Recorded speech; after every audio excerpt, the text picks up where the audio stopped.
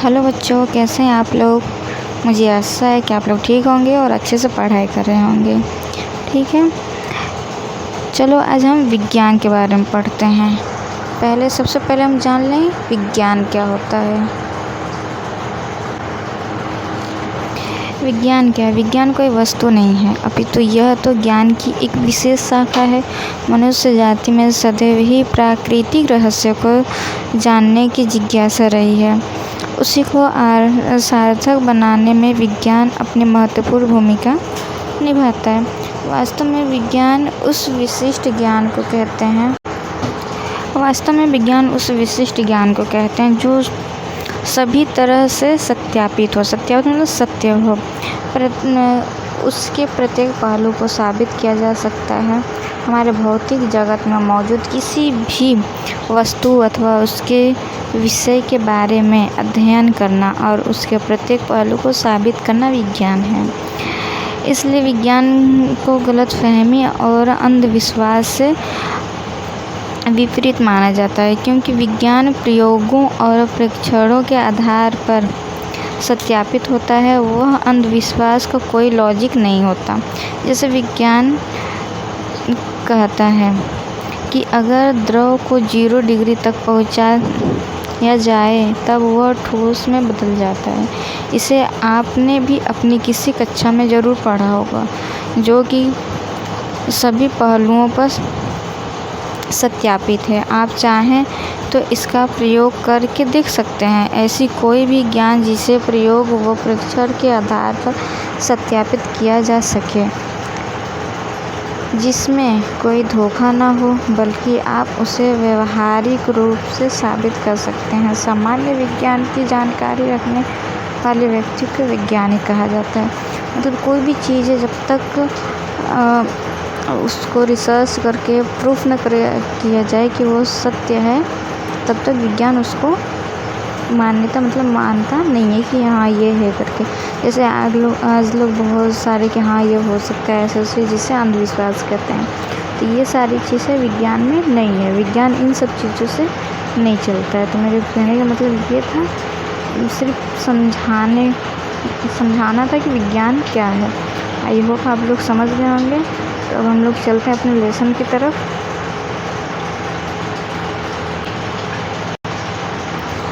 इकाई फर्स्ट, दैनिक जीवन में विज्ञान। नीचे देखते हैं, मनुष्य स्वभाव से सदैव ही जिज्ञासु प्रवृत्ति का रहा है।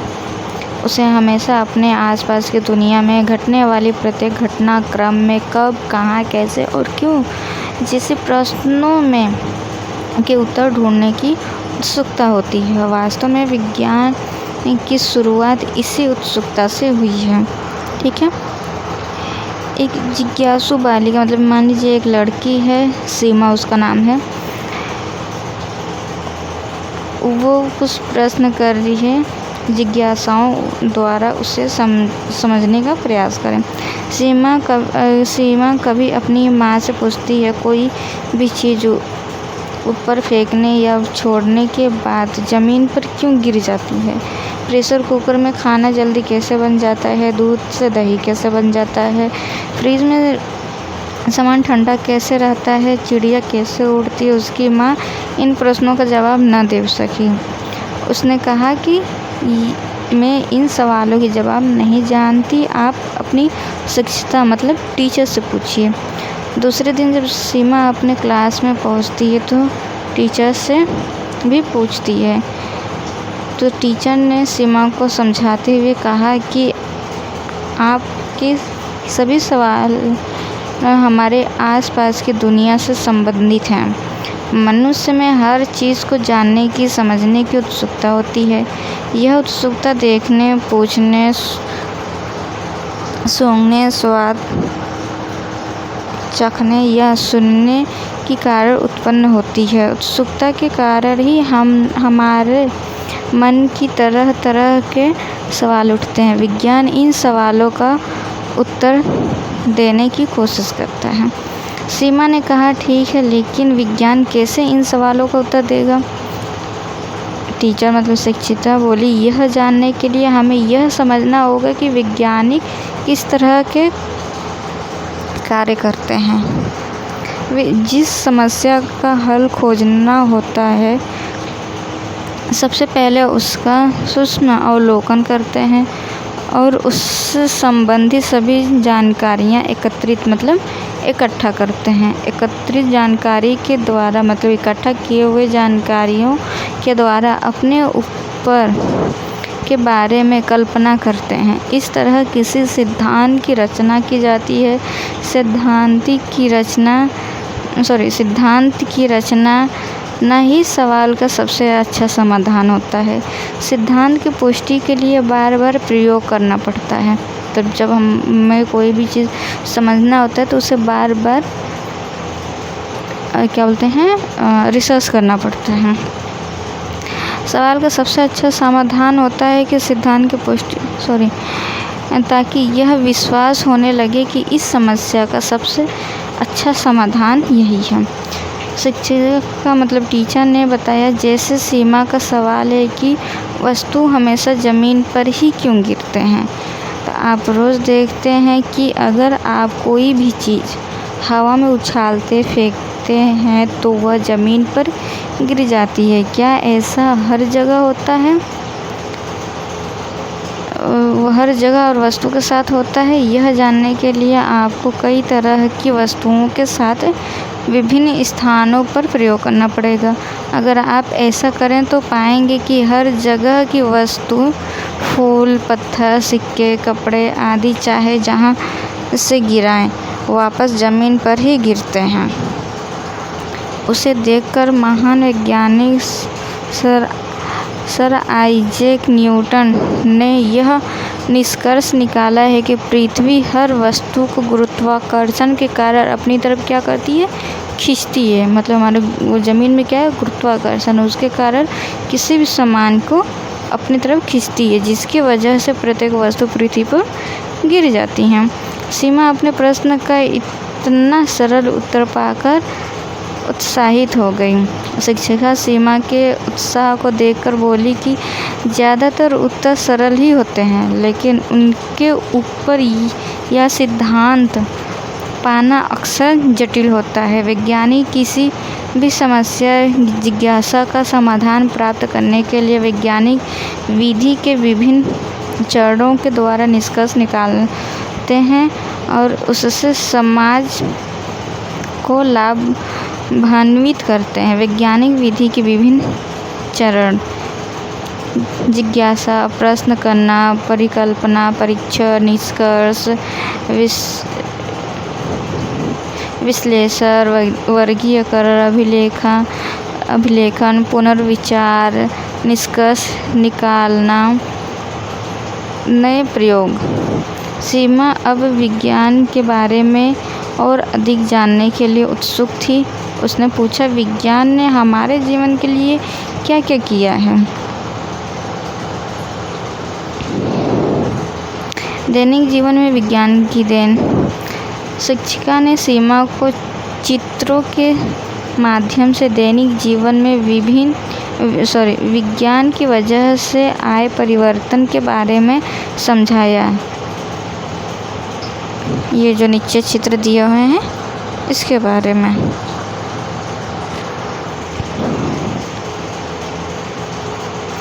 कृषि कार्य शीघ्र हो इसलिए ट्रैक्टर व अन्य कृषि यंत्र जैसे thresher machine, seed drill, harvest आदि विज्ञान की ही देन है। घर बैठे देश विदेश की जानकारी मनोरंजन टेलीविज़न व रेडियो द्वारा किया जाता है। गैस के चूल्हा द्वारा शीघ्र खाना पक जाना, इससे समय और श्रम की बचत होती है तथा प्रदूषण की भी कमी होता है। यातायात के विभिन्न साधन जैसे रेलगाड़ी, कार, बस तथा वायुयान हैं, जिनके द्वारा कुछ ही घंटों में लंबी यात्रा तय की जा सकती है। विज्ञान की खोजों की सफलता ही कृषि यंत्रों, यातायात एवं संचार की साधनों तथा अन्य अनेक प्रकार के साधनों एवं सामग्रियों का विकास संभव हो पाया है। विज्ञान ने हमारी बहुत ही समस्याओं को भोजन, स्वास्थ्य और यातायात से जुड़ी है को सुलझाया है, जुड़ी समस्याओं को सुलझाने में सहायता की है। पंप तथा नहरें सिंचाई के लिए पर्याप्त मात्रा में पानी उपलब्ध कराती है। आज उत्तम बीज, उर्वरक तथा कीटनाशक दवाइयाँ उपलब्ध है। इसी प्रकार मनोरंजन के क्षेत्र में, संचार के क्षेत्र में, चिकित्सा के क्षेत्र में तथा शिक्षा के क्षेत्र में विज्ञान ने अभूतपूर्व योगदान दिया है। समाचार पत्रों और रेडियो द्वारा हमें देश विदेश में हो रही घटनाओं की जानकारी मिलती है। हैट्रिक, ट्रैक्टर मैच और देश विदेश में होने वाले विभिन्न समाचारों का सीधा प्रसारण हम टेलीविज़न पर देख सकते हैं। टेलीफोन द्वारा, मोबाइल फ़ोन द्वारा हम दूर स्थित किसी भी व्यक्ति से बात कर सकते हैं। यह सभी विकास विज्ञान द्वारा ही संभव हो पाया है। मनुष्य सदा ही अधिक ज्ञान प्राप्त करने की, उसका सही रूप में अनुप्रयोग करने के लिए प्रयत्नशील रहा है। आप भी बहुत सी नई खोजों के बारे में जानने की इच्छुक होंगे। देखें, चित्र में दिखाया गया है रेलगाड़ी, बस, कार, ट्रैक्टर, टेलीविज़न, ईयरफोन, पंखा, लाइट्स आदि।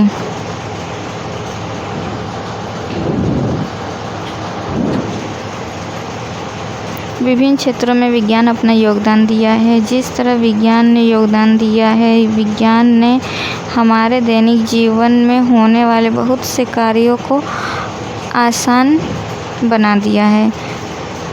तालिका 1 में देखिए, आप लोग बुक में देखिएगा, बुक से उसको पढ़ लीजिएगा अच्छे से, ठीक है। आगे चलते हैं। विज्ञान के दुरुपयोग से उत्पन्न समस्या, मतलब विज्ञान जब इतना आगे गया तो उससे हर चीज़ लाभ हो ऐसा संभव तो है नहीं है ना। अब उससे कुछ हानियाँ भी तो हो सकती है। तो उससे दुरुपयोग से होने वाली समस्या के बारे में अब जानते हैं। विज्ञान ने अनेक असंभव लगने वाली बातों को भी संभव कर दिखाया है। जीवन का कोई भी क्षेत्र ऐसा नहीं बचा है जिसमें विज्ञान ने प्रभावित न किया हो।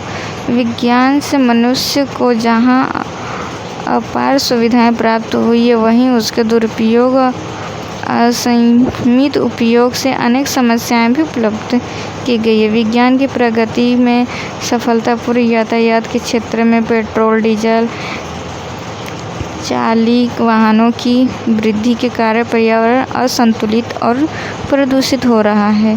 रासायनिक उर्वरक एवं कीटनाशक दवाइयों के उपयोग से कृषि उत्पादन में अत्यधिक वृद्धि तो हुई है, लेकिन अनुचित प्रयोग से मृदा प्रदूषित, मतलब मिट्टी की जो नेचुरल चीज़ थी वो क्या हो रही है, प्रदूषित हो। जो मिट्टी में जो मृदा पाई जाती है वो दूषित हो रही है। जल प्रदूषित हो रहा है, जल प्रदूषण का संकट उत्पन्न हो गया है। नदियों में प्रदूषित होती जा रही है और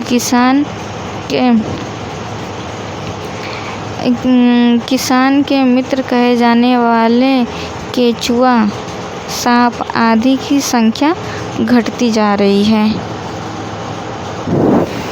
केंचुआ क्या है, जब मिट्टी खाते हैं तो वो मिट्टी का खाद बनकर फिर वापस हुआ होता है, तो केंचुआ की भी संख्या कम हो रही है। भूजल के असंयमित दोहन से भूजल स्थल नीचे से खिसकता जा रहा है, जिससे कुएं एवं तालाब सूखते जा रहे हैं। मतलब पानी की जो स्थल है वो एकदम नीचे जा रही है। इससे क्या हो रही है, जो नल है, कुएं हैं, तालाब है, सूख जा रहे। तीव्र ध्वनियों उत्पन्न करने वाले संगीत, लाउडस्पीकर आदि से ध्वनि प्रदूषण हो रहे हैं। मानव बस्तियों में कूड़े कचरे,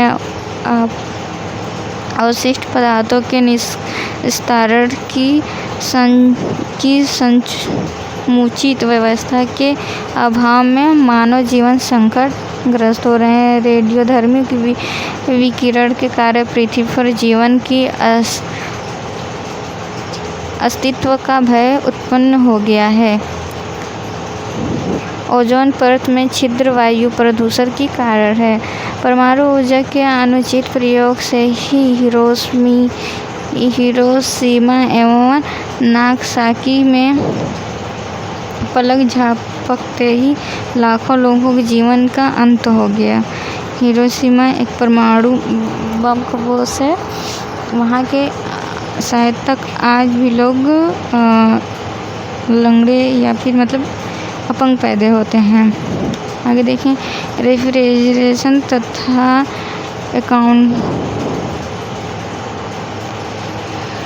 एयर कंडीशनर के प्रयोग गैसों के वायुमंडल में क्लोरोफ्लोरोकार्बन की मात्रा में वृद्धि हो रही है, जिससे ओजोन परत का भारतीय खोजों में भारतीय व विदेशी वैज्ञानिकों का योगदान। सीमा ने अपनी शिक्षिका से अनुरोध किया कि मुझे उन वैज्ञानिकों की खोजों के बारे में जानने की बड़ी उत्सुकता है जिन्होंने महत्वपूर्ण खोजों की है। शिक्षिका ने उसे बताया कि प्राचीन काल से ही भारतीयों ने वैज्ञानिक खोजों के क्षेत्र में नेतृत्व किया है। प्राचीन भारत वैज्ञानिक शरण ने जड़ी बूटियों औषधि गुणों के द्वारा रोगों के उपचार की विधि का विकास किया तथा सूक्ष्म ने शल्य चिकित्सा के क्षेत्र में महत्वपूर्ण योगदान दिया। आर्यभट्ट ने पाई का मान तथा श्रीधराचार्य वर्ग समीकरण का हल देने वाले प्रश्न गणितज्ञ थे।